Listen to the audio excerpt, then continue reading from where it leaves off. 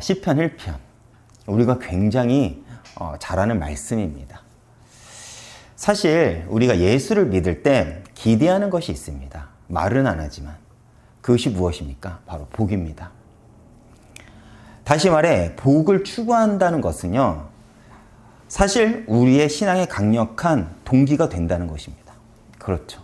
우리가 많은 경우 우리가 어떤 간증에 우리가 반응을 하죠? 어떤 목사님들이 능력 있다. 저 목사님은 은혜를 받았고 저 목사님은 영적이야 라고 할 때 우리가 무엇을 근거로 우리가 그런 말을 합니까? 아마 그 목사님이 받은 그 응답들을 가지고 우리가 그런 말을 하지 않겠습니까? 그런데 여기까지 이야기를 하면요, 우리는 그런 우리들의 모습을 사실 부정적으로 느끼기도 합니다. 왜 그렇죠? 우리는 복이란 것을 이야기할 때 우리는요, 육신적인 관점에만 생각하면서 이러한 우리들의 신앙의 모습을요, 기복적인 모습으로만 비춰지기 때문에 그렇습니다. 그래서 우리는 오랫동안 이런 복을 기대한다는 것을 부정적으로만 우리는 생각을 했어요. 제가 어제 수양회를 갔다 왔거든요.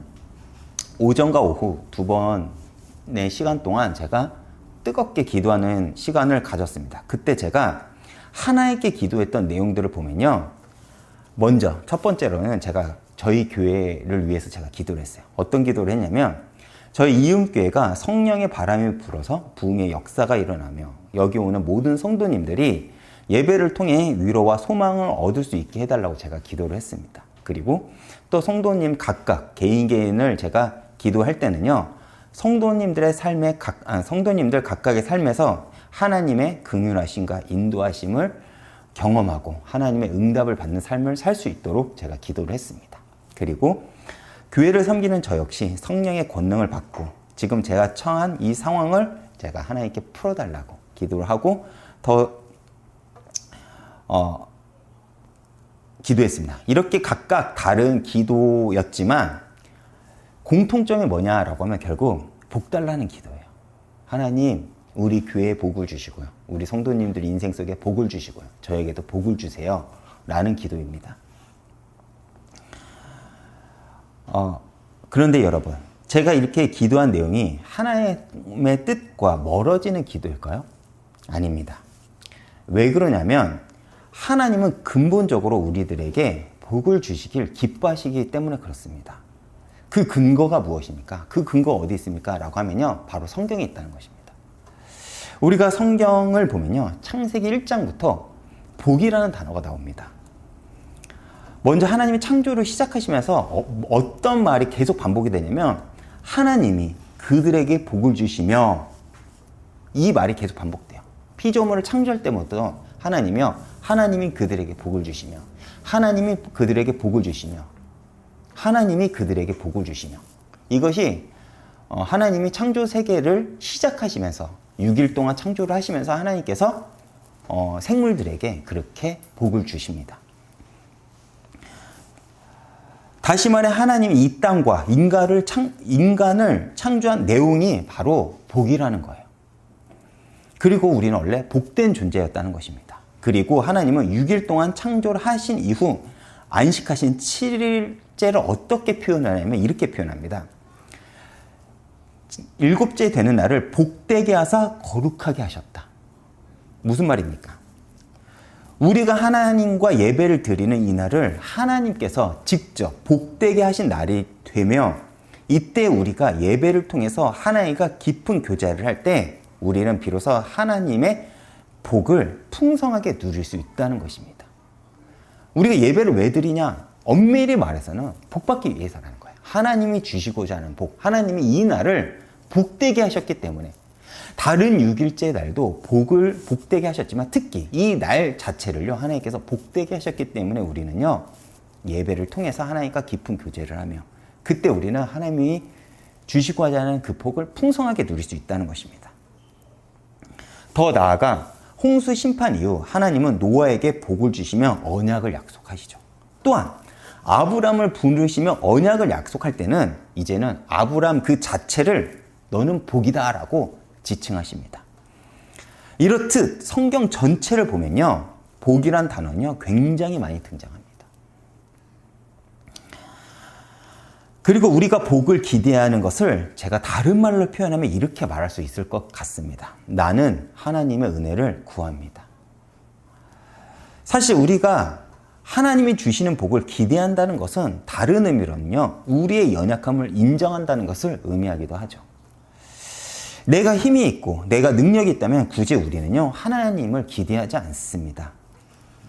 다시 말해 우리가 복을 기대한다는 것은 뭐냐면 하나님의 은혜를 구하는 것이며, 더 나아가 우리를 향한 하나님의 긍휼함을 기대하는 것이기 때문에 우리는 하나님께, 하나님 나 이렇게 힘듭니다. 내 인생의 길을 풀어주세요. 하나님 내가 이렇게 하나님 앞에 간구합니다. 나에게 응답을 해주세요.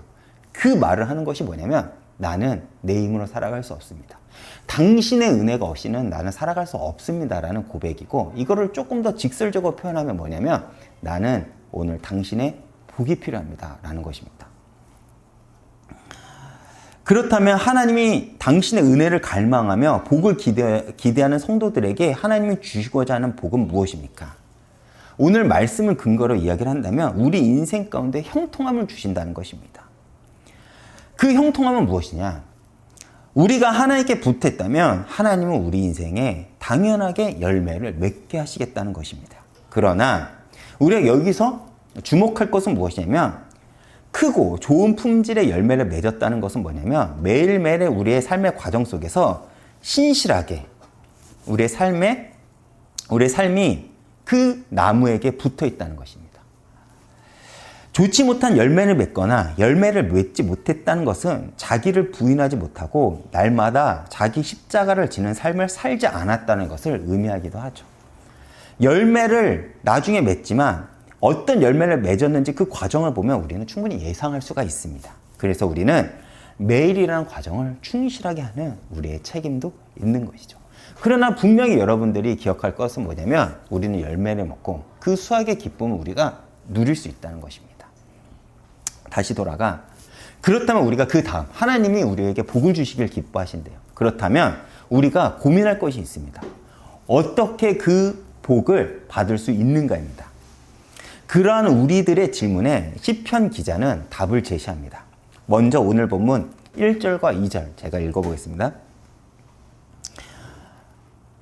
복 있는 사람은 1절만 제가 읽어보겠습니다. 복 있는 사람은 악인들의 꾀를 따르지 아니하며 죄인들의 길에 서지 아니하고 오만한 자들의 자리에 앉지 아니하고 라고 했습니다. 여기서 우리가 하나님이 주시고자 하는 복을 받을 수 있는 방법을 우리가 분명히 알 수 있습니다. 먼저는 악인을 따르지 말고 죄인의 길에 설지 말며 오만한 자들의 자리에 앉지 말라고 합니다. 성경은요 각각 이렇게 말하죠. 악인, 죄인, 오만한 자 이렇게 표현했지만 본질은 한 가지입니다. 그것이 무엇입니까? 바로 하나님 반대편에 서 있는 자들을 가리킵니다.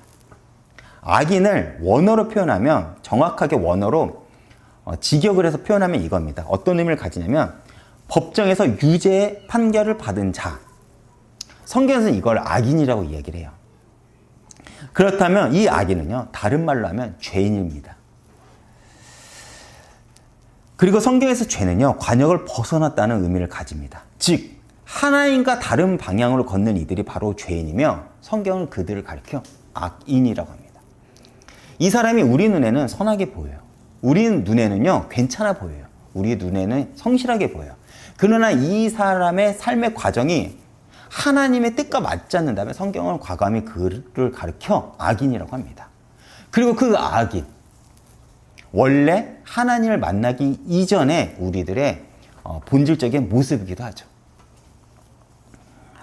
그렇게 그들은요 하나님과 다른 뜻, 다른 목적, 다른 방향을 가지고 살아가기에 성경은 그들을 가리켜 오만하다라고 표현을 하는 것입니다. 오만이라는 단어도 우리가 생각해 볼 만합니다. 이 단어를 히브리어로 레침이라고 하는데 그 뜻은 어떤 의미를 가지냐면 조롱하는 자라는 의미를 가집니다. 즉 오만한 자의 특징이 뭐냐?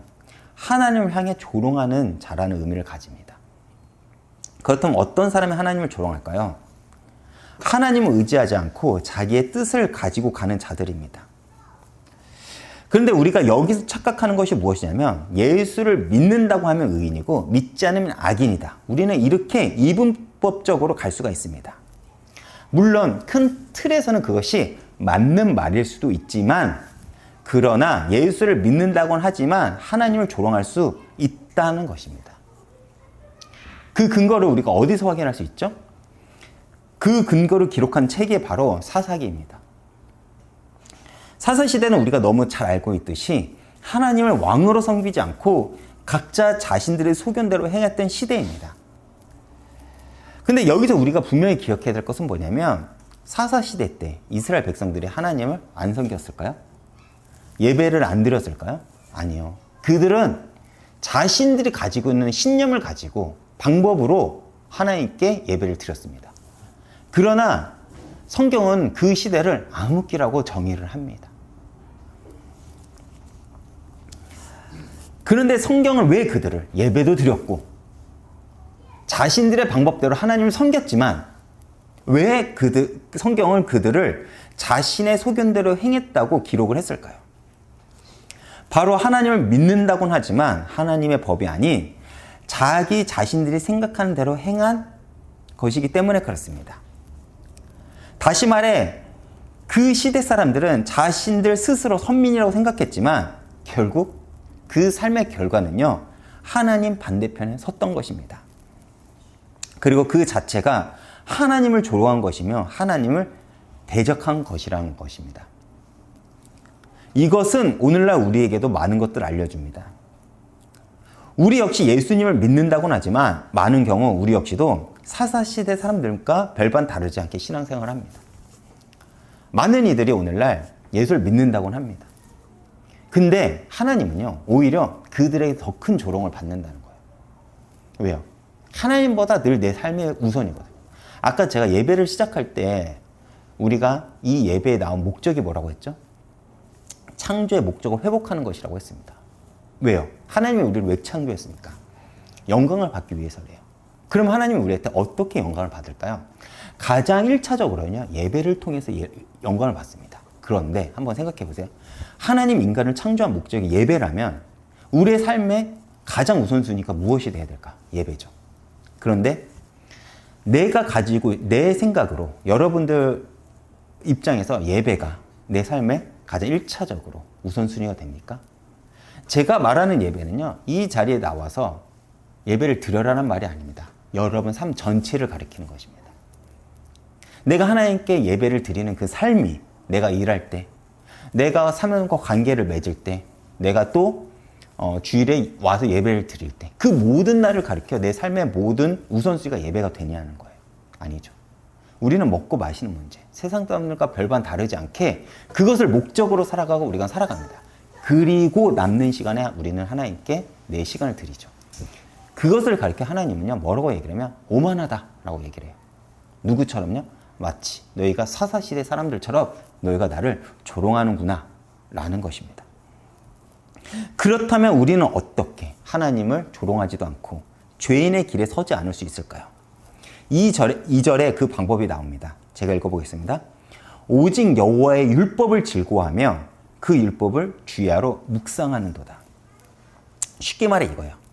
너가 복 있는 자라면 너는 당연히 하나님 말씀을 가까이 할 것이고 거기서 멈추는 것이 아니라 하나님 말씀을 따라 살 것이고 그 사람이 바로 복 있는 자라는 것입니다. 그런데 문제는 무엇입니까? 아까 우리가 하나님을 만나기 전 우리의 속성이 어떤 자라고요? 악인. 하나님 반대편에 서 있는 자라고 했습니다. 다시 말해 우리의 속사람은 여전히 죄에 반응하길 좋아한다는 것입니다. 죄가 더 달콤하고요. 죄가 훨씬 나를 즐겁게 한다는 것입니다. 그래서 우리가 여호와의 율법을 즐거워하고 그 율법을 주야로 묵상하는 것, 그것이 어렵다는 거예요. 다시 말해 우리는 여전히 우리한테는 죄가 더 매력적이라는 것입니다. 여러분, 사람들과 이야기를 하면요, 그 사람을 좋은 말을 해주는 것보다 우리 역시도 안 좋고 그 뒷얘기를 하는 걸 더 좋아하고요. 우리도 그런 얘기를 더 재밌어 하지 않습니까? 그리고 내가 양보하고 내가 누군가를 수용하고 이해하기보다 폭력적이고 내 성질을 내고 하는 것들을 우리는 훨씬 좋아합니다. 가깝게요. 그렇죠. 우리는 예배를 드리고 은혜를 받았다고 하지만 돌아가서 내 성질대로 하는 것, 우리는 그게 우리는 더 편해요. 왜요? 우리는 그 죄의 속성이 여전히 그 죄의 속성에서 자유롭지 않기 때문에 그렇습니다. 그래서 사실 이 말을 알고 있지만 이 말을 우리는 실존적으로는 우리는 굉장히 불편하다는 것입니다. 그런데 성경은요, 단호하게 그것이 아니라고 하죠. 여러분, 구약 성경을 보면요, 구약 성경은 두 가지 큰 흐름이 나옵니다. 한 흐름은 뭐냐면 신명기를 기준으로 기록된 말씀이고, 또 한 흐름은 뭐냐면 지혜서, 시편, 잠언, 욥기서 등 이 지혜서를 통해서 우리에게 주고자 하는 메시지입니다. 그리고 특히 신명기는 구약 성경의 가장 중요한 전제가 되는데, 그것이 무엇이냐면 이거예요. 너가 말씀을 지켜면 너가 들어가도 복을 받고 나와도 복을 받지만, 말씀을 지키지 못하면 들어가도 저주받고 나와도 저주받을 것이다 라는 게 기준이에요. 근데 여기서 우리가 오해하지 말 것은 뭐냐면 이거예요. 우리는 뭘 오해하냐면 하나님 말씀을 따르면 복을 주고 하나님 말씀을 따르지 않으면 저주를 받는다 라고 우리가 오해를 할 수 있죠. 근데 그 말이 아니라 이 말은 어떤 의미냐면 이거예요. 삶의 가장 중요한 기준이 무엇이냐는 것을 가르쳐준다는 거예요. 즉 하나님 말씀 그 자체가 복이기에 말씀을 따를 때는 내가 복을 소유할 수 있는 것이고, 말씀을 따르지 않을 때는 우리는 복을 소유할 수 없다는 것을 의미합니다. 무슨 말인지 알겠죠? 내가 복을 지킨 내 행위가 복이 아니라 하나님 말씀 자체가 복이기 때문에 내가 말씀을 따른다는 것은 내가 복을 소유한다는 개념이고, 내가 말씀을 지키지 않으면 내가 소유할 수 없기 때문에 내가 복을 받을 수 없다는 것입니다. 그래서 기준이 하나님 말씀이라는 것을 알려주기 위해서 구약 성경은요, 신명기 사관을 가장 큰 주제를 가지고 기록을 합니다. 그런데 그것이 우리 눈에는 인과응보처럼 보여요. 하면 복을 받고 하지 않으면 저주를 받는다. 그런데 여러분, 저주를 받는다 어떤 의미입니까? 하나님이 우리를 못 살게 구는 겁니까? 그렇지 않죠. 어떤 의미죠? 내버려 둔다. 내버려 둔다. 그럼 내버려 두면 어떤 일이 벌어질까요? 제가 저희 아이를요, 밖에 두는데 내버려 둬요. 어떤 일이 벌어질까요? 당장 큰 사고가 날 것입니다. 제 아이 인생에는요, 저주가 임할 거예요. 그렇죠. 내버려 둔다. 굳이 내가 하지 않아도 내버려 둔다. 왜요? 우리는 그걸 어떻게 받아들이면 저주라고 받아들이죠. 그래서 우리가 말씀을 기준으로, 말씀을 붙잡음으로써 하나님과의 관계 속으로 들어가라는 것입니다. 다시 돌아가, 그렇다면 여전히 죄에 반응하는 우리의 본성은 어떻게 거스를 수 있을까요? 제가 3절을 읽어보겠습니다. 그는 시냇가에 심은 나무가 철을 따라 열매를 맺으며 그 잎사귀가 마르지 아니함 같으니 그가 하는 모든 일이 다 형통하리로다. 무슨 말입니까? 바로 말씀이 흐르는, 다시 말해 은혜가 흐르는 그 강물에 내 몸을 두라는 것입니다. 다시 말해 더 정확하게 어떤 의미냐면 내 본성을 거슬러 주님의 말씀에 내 몸을 담그는 거예요. 네 몸을 쳐서 주님 앞에 두라는 것입니다. 우리가 오해하는 게 뭐냐면 신앙생활을 우리가 편하고 자유롭고 누리는 거라고 생각을 하지만 아니에요. 엄밀히 말하면요, 신앙생활은 분투라는 것입니다. 시냇가에 흐르는 몸에 내 몸을 둔다는 것은 뭐냐면 내 본성을 거스르는 일이라는 거예요. 그것이 시냇가에 심은 나무의 비유입니다. 즉 내 몸을 쳐서 주님 앞에 갖다 놓는 것. 시험이 들어도 낙심을 해도 그 넘어지는 자리가 우리는 주님의 품이어야 된다는 것입니다. 그래야 넘어져도 복을 받는다는 것입니다. 제가 신앙생활을 하면서 사람들하고 상담을 할 때 계속 하는 말이 뭐냐면 낙심해도 됩니다. 시험에 들어도 되고요. 좌절해도 돼요. 그런데 도망가지는 마세요 라고 제가 얘기를 합니다. 근데 많은 이들이 시험에 들면 자꾸 도망가요. 도망가면 어떤 문제가 벌어지면 더 큰 시험거리가 내 인생에 닥칩니다. 세상으로 가면요, 더 큰 문제가, 더 큰 고민이, 더 큰 갈등이 내 인생을 휘감아 버려요. 내가 낙심을 해도 그 자리가 예배의 자리고, 내가 힘들어도, 내가 시험에 들어도 그 넘어진 자리가 주님의 품이면요, 그 과정은요, 흘러갑니다. 그리고 하나님은요, 그 과정을 반드시 손으로 바꾸시거든요. 근데 우리는요, 한치 앞을 모르기 때문에 자꾸 하나님 품을 떠나려고 해요. 그래서 성경은 오늘 우리에게 이렇게 말하는 겁니다. 너의 본성을 거슬러 시냇가에 심어라. 그런데 그 시냇가에 심은 그 자체가 나중에 너에게 형통함을 줄 거라는 것입니다. 그런데 많은 이들이 꼭 반대로 해죠. 그래서 더 갈급하고 더 방황하고 더 낙심되는 것입니다. 그런데 사실 내가 시냇가에 심는다는 것, 이 길이 쉽지 않는다는 것은 주님이 너무나도 잘 아십니다. 그래서 이 길을 가리켜 뭐라고 이야기를 하냐면 좁은 문, 좁은 길이라고 하는 것입니다. 다시 말해 십자가의 길이라는 것이죠. 그럼에도 왜 우리가 그 길을 넉넉히 걸어갈 수 있을까요? 우리는 벅차고 무겁다고 생각한 그 길에 들어서면 그때 우리는 비로소 주님의 위로와 안식을 얻을 수 있기 때문에 그렇습니다. 그리고 또한 십자가의 길을 걸으며 우리의 눈물이 차고 우리의 기도가 채워질 때 비로소 주님의 채우심을 우리가 경험할 수 있다는 것입니다. 그것은 가보지 않은 자들은 절대 모르는 길입니다. 그리고 먼 훗날 우리의 인생을 우리가 돌아봤을 때 그때는 몰랐지만 주님께서 모든 것을 채우셨음을 우리는 확인할 것입니다. 이것이 주님께서 우리에게 주고자 하는 형통함이에요. 그런데 여러분들은 안 그럴까요? 이것이 비단 목사인 사람들만 가지고 있는 축복일까요? 그렇지 않습니다. 형통한 자는요, 동일해요. 지금은 내가 억울한 것 같고, 지금은 내가 힘든 것 같고, 지금은 내가 원망스러운 것 같지만 주님께 한번 붙어보세요. 그 시냇가에 심은 나무가 어떤 열매를 맺게 하는지, 하나님이 내 인생을 어떻게 형통하게 하는지 여러분들이 경험해 봐야지 안다는 것입니다. 그것은요, 가보지 않은 자란, 거기까지 가보지 않는 자들은요, 모르는 길이라는 것입니다. 그리고 거기까지 가본 자들을 가리켜 성경은 뭐라고 지칭하냐면 이렇게 얘기를 합니다. 증인. 여러분, 복 있는 사람과 악인들의 차이는 무엇입니까? 복 있는 이들의 삶은 결국 하나님이 형통함으로 이끄신다는 것이지만 악인들은요, 바람에 나는 겨와 같다고 성경은 이야기를 합니다. 바람에 난다. 곧 심겨지지 않았다는 것을 의미하겠죠. 즉 세상의 소리에 이리저리 흩날린다는 것입니다. 근데 사실 심겨지가 되면 한 곳에 가만히 있으면서 그 곳에서 어려운 과정을 겪게 됩니다. 그 자리에서 뜨거운 햇빛도 쬐야 되고 비가 오면 맞아야 되고 때로는 해충들의 공격을 받습니다. 나는 물에 따라 흐르고 싶은데 그 심겨졌으니까 그 물의 그 흐름에 나는 버텨야 되는 그 순간도 있게 되겠죠. 그래서 때때로 한 자리에 가만히 있는 게 손해라고 보이고 오히려 흩날려 다니는 것이 당장 더 좋아 보입니다. 그렇지 않나요? 우리가 왜 여행을 좋아하죠? 순간 고민을 잊으니까요. 그렇죠? 삶의 고민을 순간 잊으니까 우리가 여행을 되게 좋아하는 거지 않습니까? 근데 그 여행이 나의 진짜 인생은 아니지 않습니까? 그렇죠?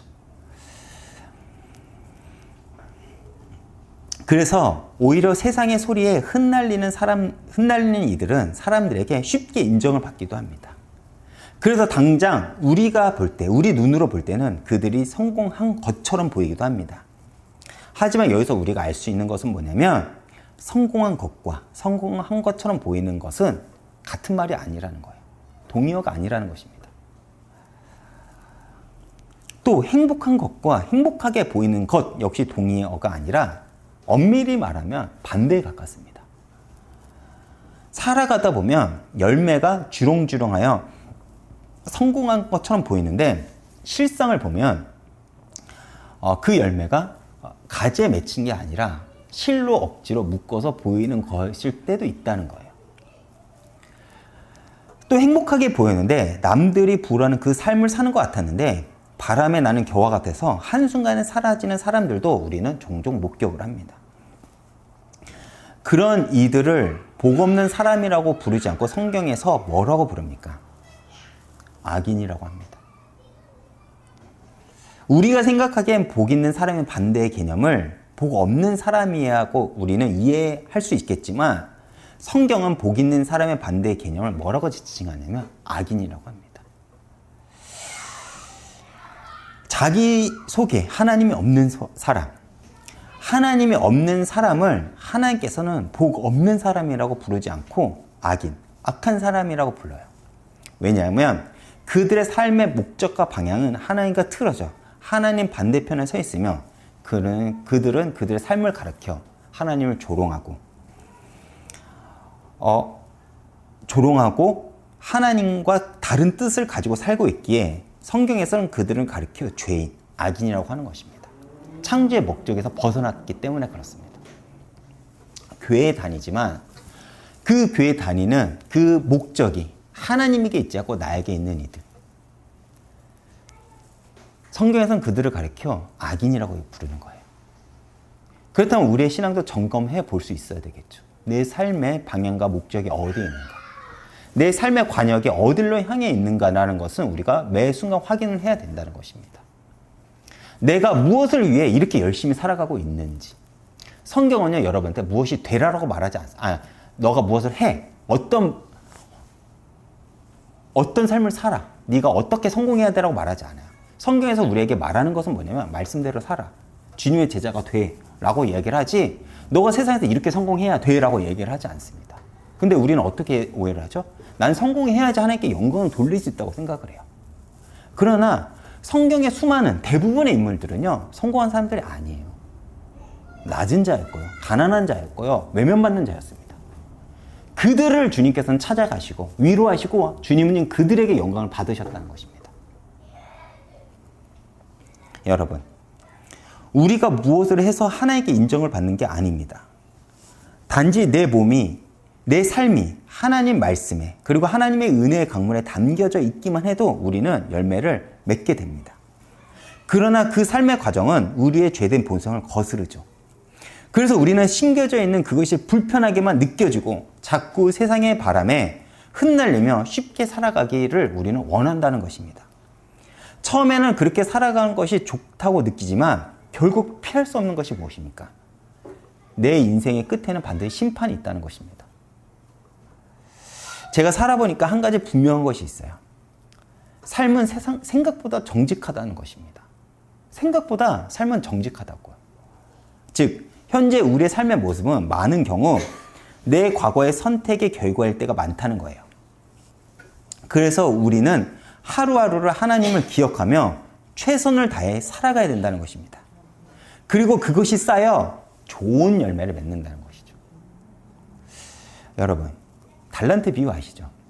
주인이 각각 한 사람에게는 5달란트, 한 사람에게는 2달란트, 그리고 어떤 사람에게는 1달란트를 줬는데 5달란트를 받은 사람과 2달란트를 받은 사람은 어떻게 하죠? 그것을 자기가 받은 것으로 장사를 해서 5달란트 받은 사람은 5달란트를 남기고 2달란트 받은 사람은 2달란트를 남깁니다. 주님이 왔을 때 그들을 가르쳐 뭐라고 했죠? 야, 네가 5달란트 남겼으니까 너가 더 많은 칭찬을 받고 2달란트 받았으니까 덜 칭찬을 받고 이 개념이 아니지 않습니까? 똑같이 칭찬을 하십니다. 어떻게요? 충성된 종이라고요. 그런데 1달란트 받은 사람은 어떻게 합니까? 땅에 묻고 주인이 왔을 때 주인님, 내가 받은 거 나 잃어버리지 않기 위해서 그냥 땅에 묻고 받은 걸 다시 돌려드립니다. 라고 할 때 그 주인이 뭐라고 합니까? 이 게으르고 악한 종아라고 얘기를 합니다.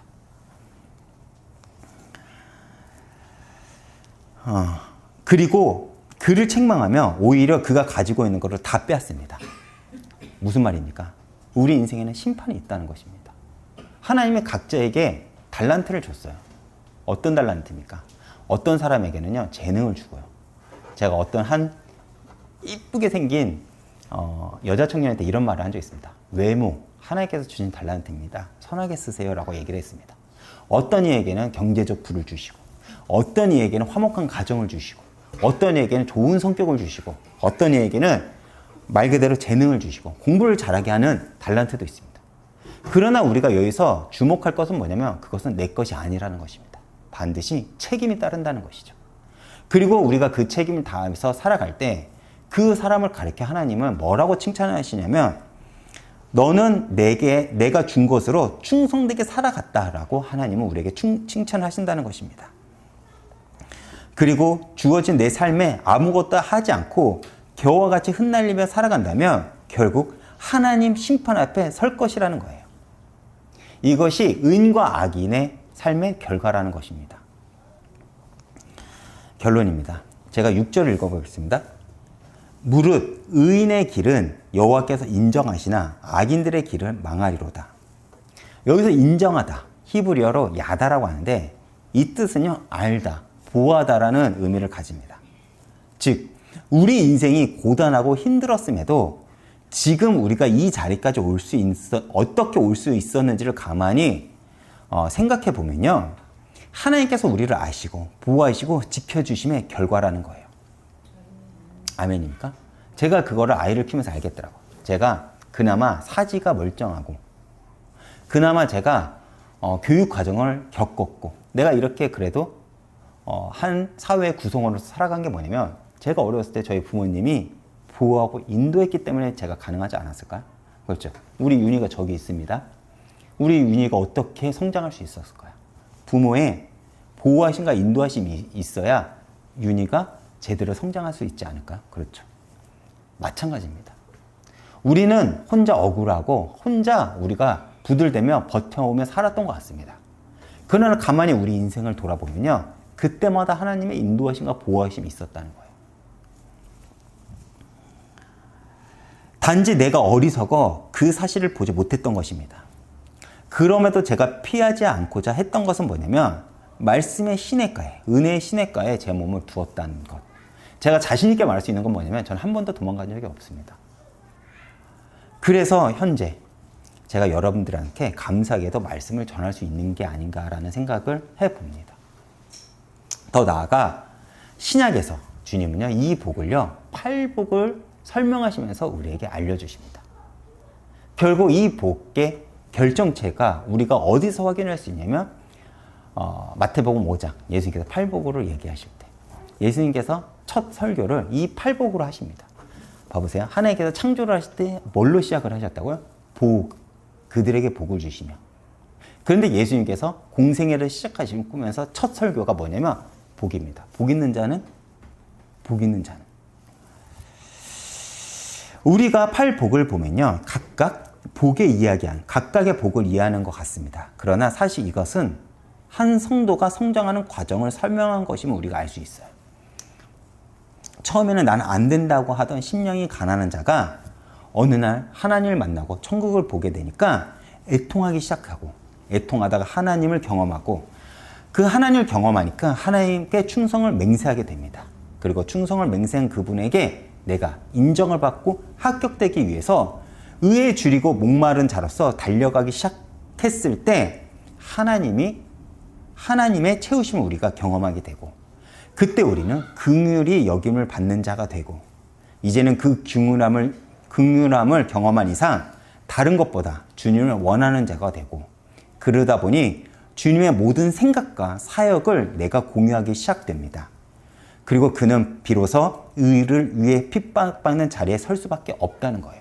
이것이 팔복의 기본적인 내용입니다. 심령이 가난한 자였습니다. 처음에는요. 그런데 그 심령이 가난하고 연약한 자가 어느 자리까지 서냐면, 의를 위해 내가 핍박받는 자, 흔들리지 않는 그런 사람으로 성장한다는 것입니다. 이해가 되십니까? 그것이 우리가 결국 받을 수 있는 축복이라는 거예요. 더 정확하게 이야기를 하고 있습니다. 내가 예수의 인생을 산다는 것입니다. 그리고 그 성도들에게 주님은 이렇게 말씀하십니다. 시편 1편 6절의 내용처럼 내가 널 인정했다라는 것입니다. 여러분, 신앙생활에서 가장 큰 복은 뭐냐면 결국 주님께 인정받는 자리까지 가는 것입니다. 여러분, 흔히 성도, 신앙생활이 뭐냐라고 하면요, 종말론적인 그 신앙의 가치를 가지고 살아가는 이들을 가리켜 말하는 것입니다. 우리는 종말론적인 그 신앙을 가져야 돼요. 그렇다면 종말론적인 신앙을 가진다는 것은 무엇인지 아십니까? 이거예요. 여러분들 오늘 죽었어요? 하나님 앞에 씁니다. 그러면 주님이 여러분한테 이렇게 말씀하실 거예요. 너 뭐하러 왔어? 뭐하러 왔어? 라고 할 때 여러분 어떤 할 말이 있으십니까? 그 말을 오늘 만들어 가는 것이 종말론적인 신앙을 가지고 살아간다는 것을 의미합니다. 내일이 아니에요. 내가 오늘 당장 죽으면 내가 주님 앞에 할 말을 만드는 것. 그것이 우리가 하나님께 인정받는 그 복받는 인생이라는 것입니다. 그리고 주님은 그러한 성도의 인생을 주님은 외면하지 않는다는 것이죠. 그것은 성경의 전체를 가르쳐 우리에게 약속을 합니다.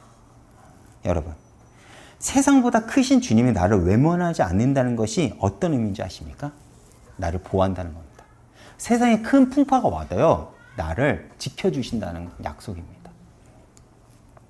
그래서 우리는 그것을 알기에 현재 고단한 상황에 있더라도 담담히 버텨낼 수 있다는 것입니다. 그리고 이것이 예수를 믿는 우리의 인생에 하나님께서 주신 복임을 여러분들이 기억하시길 바랍니다. 오늘도 이 복을 기억하시면서 돌아오는 추석 연휴를 풍성히 누리시는 날들이 되시길 축원드리겠습니다. 제가 이번 주 찬양을요, 나는 믿네라는 찬양을 가져왔습니다. 제가 오늘 이 말씀을 가져온 이유는요, 간단해요. 우리 교회 모든 성도님들이 하나님이 주신 복을 받기를 바라는 마음에서 제가 준비를 했습니다. 그런데 사실 하나님이 주시고자 하는 그 복, 이 복은요, 내가 생각하는 복이 아닐 수가 있어요. 왜? 하나님이 주시고자 한 것과 내가 기대하는 것은 차이가 있을 수가 있습니다. 그러나 우리가 걱정 안 해도 되는 것은 주님께서 우리에게 주시고자 하는 복은요, 우리의 생각보다 더 큽니다. 그것이 무엇입니까? 설령 우리 앞에 큰 바다가 있어 어려운 상황이 있더라도요, 주님은 우리를 넉넉히 인도할 거라는 거예요. 오늘 이 찬양의 가사가 이런 말이 있어요. 우리 앞에 바다가 있다면 주님이 그걸 가르지 않는다면 우리를 그 물 위를 걷게 하신다라는 그 가사가 있어요. 제가 이 가사를 보면서 은혜를 많이 받았거든요. 우리는 가르길 바라지만 주님은 가르지 않으면 우리를 걷게 하신다는 것입니다. 이렇게 주님은 우리를 넉넉히 인도하실 거라는 거예요. 우리가 할 것은 그렇다면 무엇입니까? 우리의 책임이요. 내 본성을 거슬러 내 몸을요, 시냇가에 담그는 것입니다. 심기는 거예요. 그렇다면 주님은 우리의 인생을 새롭게 하실 것입니다. 그렇게 그 믿음을 주님이 인정하는 자리에 우리는 설 것이라는 거예요. 여러분의 인생이, 여러분의 신앙이, 여러분들의 그 삶의 과정이 주님께 인정받는 자리에 늘 있기를 소망하며 오늘 이 찬양을 통해서 여러분 큰 은혜 받으시길 바라겠습니다.